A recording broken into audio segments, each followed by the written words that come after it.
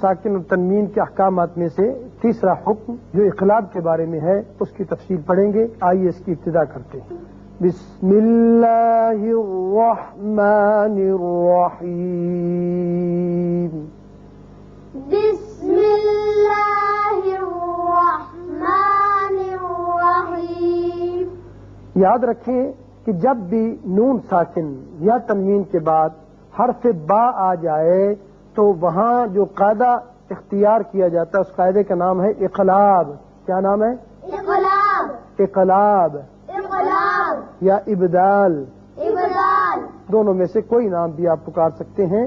یعنی نون ساکن اور تنوین کے بعد اگر با آ جائے.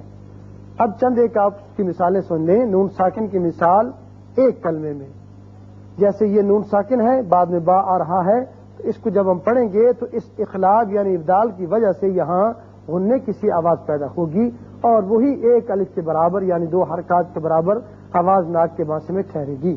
انبئونی،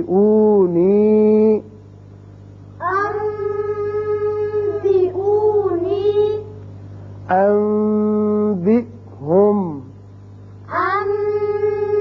انبئہم. یہاں دیکھیے پڑھنے کے لیے آسانی کے لیے یہاں ایک چھوٹا سا میم تحریراً کر دیا جاتا ہے کہ یہاں نون ساکن با کی وجہ سے یہاں میم کی سی آواز پیدا ہوگی غننے کی. انبئہم، انبئہم. تنبتو، تنبتو، تنبتو، تنبتو. انبأہم، انبأہم، انبأہم. انبأہم. یہ تھی مثالیں جو نون ساکن کی ہیں اور ایک کلمے میں ہے. اگر نون ساکن کے بعد ایک کلمے میں با آ جائے تو اس کو کیسے پڑھنا ہے.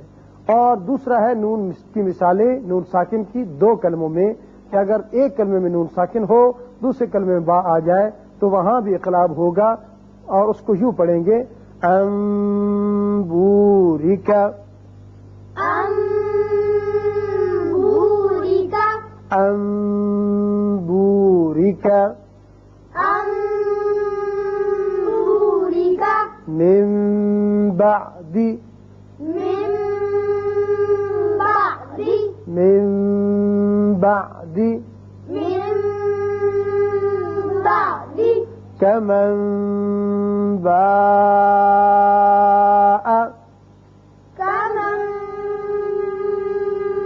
باء. لیکن اقلاب ایک الف کے برابر ہو، زیادہ لمبا نہ ہو.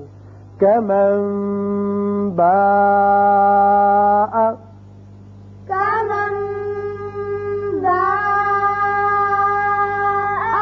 يؤمن بالله، يؤمن بالله. یہ تھی مثالیں نون ساکن کی دو کلموں میں. اب تنوین کی مثالیں دو کلموں میں لے لیں کہ جب تنوین کے بعد ہمیشہ پہلے بھی آپ پڑھ چکے ہیں کہ تنوین کی مثالیں دو کلموں میں آتی ہیں. نون ساکن تنوین کے قواعد یہاں علیم ہے بعد میں با آ رہا ہے تو یہاں بھی اقلاب ہوگا. علیم بذات الصدور، عليم بذات الصدور. علیم بالظالمین، عليم بالظالمين. حکمت بالغۃ، حکمت بالغۃ. دو حرکات کے برابر اقلاب ہو. حکمت بالغۃ، حکمت بالغۃ. ابدا بما، ابدا بما، ابدا بما، ابدا بما. کافر به، كافر به، كافر به، كافر به. عزیز بچوں، یہاں آپ نے اقراب قاعدہ سمجھ لیا کہ جب بھی نون ساکن یا تنوین کے بعد حرف با آ جائے تو وہاں اقلاب کی وجہ سے ایک الف کے برابر آواز ناک کے بانسے میں ٹھہرتی ہے۔ اب آئیے ایک چھوٹا سا قاعدہ آپ اور سمجھ لیں جو ان اقسام میں سے تو نہیں علیحدہ بلکہ ایک قاعدہ ہے، وہ ہے اظہار مطلق۔ اظہار مطلق، اظہار مطلق، اظہار مطلق، پہلے آپ اظہار حلقی پڑھ چکے، اس کے بعد ادغام پڑھا اور تیسرا قاعدہ اقلاب پڑھا۔ یہ علیحدہ قاعدہ ہے کہ نون ساکن کے بعد ایک کلمے میں، جیسے کہ آپ پڑھ چکے ہیں کہ جب بھی ادغام ہوتا ہے نون ساکن کے بعد یا تنوین کے بعد تو ہمیشہ دو کلموں میں ہوتا ہے، لیکن یہاں آپ دیکھ رہے ہیں کہ یہ چاروں الفاظ ایک ہی کلمہ ہے اور یہاں چاروں میں نون ساکن بھی ہے، یا بھی ہے، واو بھی ہے۔ یہاں یاد رکھیے کہ نون کا اظہار ہوگا، اسی قاعدے کا نام اظہار مطلق ہے۔ جب اس کو پڑھیں گے الدنیا نہیں کریں گے بلکہ پڑھیں گے الدنیا، الدنیا، الدنیا، الدنیا، نون کا اظہار ہوگا۔ ایک تو وہ بات مانے ہے کہ چونکہ یہ دو کلموں میں نہیں لہذا یہاں ادغام نہیں ہوگا، اظہار ہوگا، اور دوسرے اگر دنیا پڑھیں تو اس لفظ کی خوبصورتی اور حسن بھی باقی نہیں رہتا، لہذا یہاں نون پر اظہار ہوگا۔ اور قرآن پاک میں، پورے قرآن میں صرف 4 الفاظ ہیں یہ چاروں جہاں کے اظہار مطلق ہوتا ہے، ادغام نہیں ہوتا۔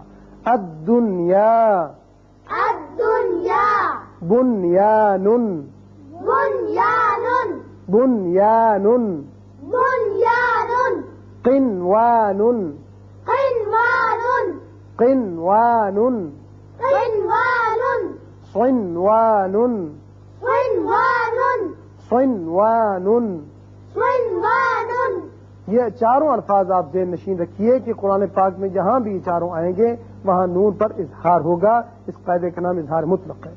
اور نون ساکن کے بعد 2 کلموں میں 2 جگہ پہ قرآن پاک میں آتا ہے، لیکن یہاں بھی ادغام نہیں ہوتا بلکہ اظہار ہوتا ہے۔ یاسین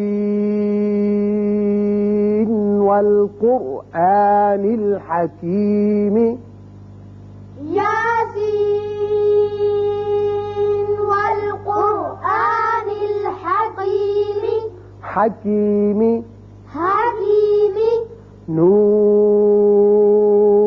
والقلم، نون والقلم، یہاں دونوں جگہ پر آپ نے اظہار کیا، نون کا یہاں بھی اور یہاں بھی۔